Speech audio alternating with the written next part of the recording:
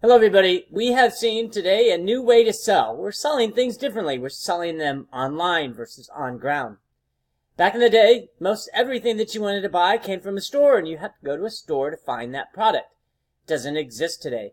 Today we see more and more companies are buying and selling their products online. A number of reasons for that. Let's talk about how best you can sell your products online. How you can be a productive seller at anything other than a brick and mortar. We use the term brick and mortar, actual store, one that you walk into. Now what you walk into is your computer. In fact, this morning I bought some things online. Makes it easy. All you really have to pay is shipping. And with some organizations, they pay for the shipping for you. Some may say, how can they pay for shipping and still make a profit? Well, they don't have any overhead or very little overhead. They don't have a store to support. They don't have employees that just wait for somebody to come in. They can actually create a distribution warehouse. And when orders come in, fill the orders.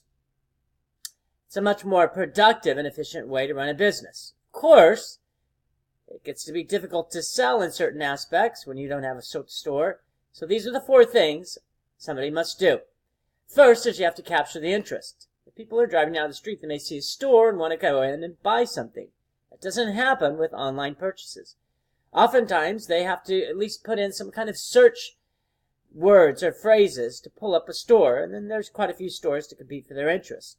It's harder to get somebody's interest unless they're looking for something to buy. If they are looking for something to buy, it's much easier when they type in something to hopefully find your store. As an example, I bought some plaques the other day, and you wouldn't believe how many people actually sell plaques. And these are personalized plaques.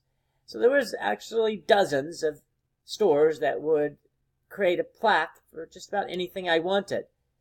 Then I looked at some of their references and their prices and picked the one that I wanted. Much easier way of doing business, but they have to be able to capture my interest. So that's the first aspect. Second is you have to stay attuned to the customer's needs. One of the more difficult things about online selling is you don't talk to the customer. You may email, but rarely are you actually going to have a conversation with the customer for an online business. So because of that, it can be more challenging to determine what a customer wants and what a customer needs. In these instances, feedback is almost non-existent. So you have to figure out a way that you can converse with the customer. Surveys are good, but most customers don't fill out surveys. It's an extremely low percentage. So you have to stay attuned to what the customer needs. It's harder in the online format. Third is you have to have a lower price. There has to be some reason, some benefit for the customer to buy something online. Amazon Prime, which is where you can buy just about any product and don't pay shipping, still comes at a cost of about $100 a year for all the shipping that you want. They've determined that if they charge everybody $100 a year, they'll still make money on shipping. Plus, they also have a decent rate with UPS and others that ship for them.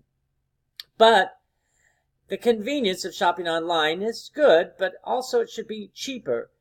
And at the point that it doesn't become cheaper, then people may decide that they want to go to another store. Remember, when you sell online, it's harder to get people to buy something other than they wanted. If you go to a Walmart or Target and you walk down the aisles, you may find things that you need. It's harder to do online. So price becomes even so much more important. And lastly, you have to make returns simple and convenient. What we hear is that people want to be able to return something very easily without much delay or inconvenience. And one way you can do that is to have UPS pick up the returns from a customer's house rather than having them go to a store. So there's 4 things you need to do as you move to the online seller. If you can master these aspects, you have a great opportunity to make even greater profits, especially since the costs of doing business online are so much cheaper. Best.